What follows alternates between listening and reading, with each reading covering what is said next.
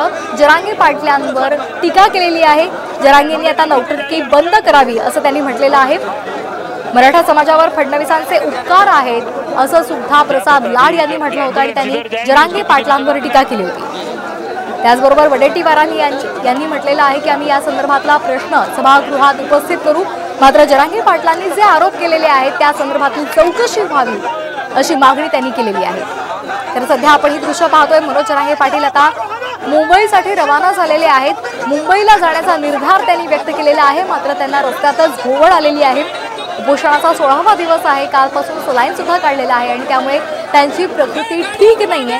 त्यांनी मुंबईला जाऊ नये असं मराठा बांधव त्यांना सांगतायत, त्यांची समजूत काढण्याचा प्रयत्न करतायत। मात्र त्यांनी तडक सागर बंगल्यावर जाण्याचा निर्धार केला होता, त्यासाठी ते पायी चालत निघाले होते आणि यावेळी त्यांना भोवळ आलेली आहे। त्यांना वारा घालण्याचं काम मराठा बांधव करतायत।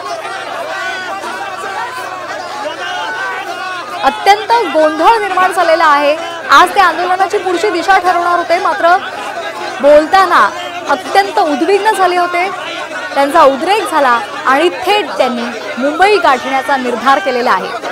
मी सागर बंगल्यावर येतो, तिथे मला मारून दाखवा असं थेट आव्हान देत ते तडक निघाले। कुणीही माझ्यासोबत येऊ नका, मात्र मी सागर बंगल्यावर जातो असं म्हणत मनोज जरांगे पाटील मुंबईच्या दिशेने निघालेले आहेत। मात्र त्यांच्यामध्ये ताकद नाहीये हे पाहायला मिळते।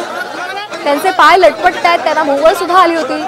मराठा बांधवांनी त्यांना वारा घालण्याचा प्रयत्न केलेला आहे आणि आता कशा पद्धतीने आता पुढची आंदोलनाची दिशा असेल, पुढे जरांगे पाटील नेमका काय निर्णय घेणार, सरकारकडून या संदर्भात काही ठोस पावलं उचलली जाणार का, सरकारचं शिष्टमंडळ किंवा सरकारचा एखादा नेता इथे येऊन मनोज जरांगे पाटलांची समजूत काढणार का, हे पाहणं महत्त्वाचं ठरणार आहे।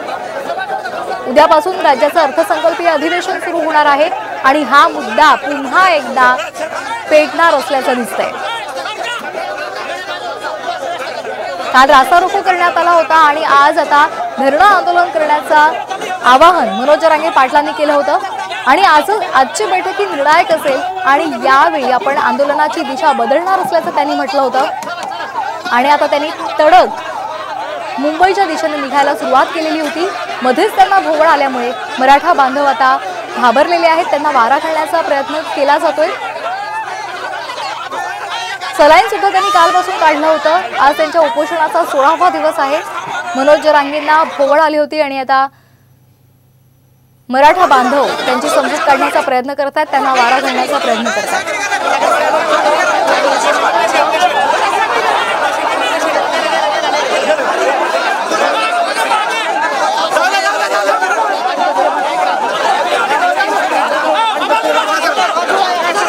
मनोज जरांगे पाटील यांना आता गाडीमध्ये बसवण्यात आल्याचं समजतंय।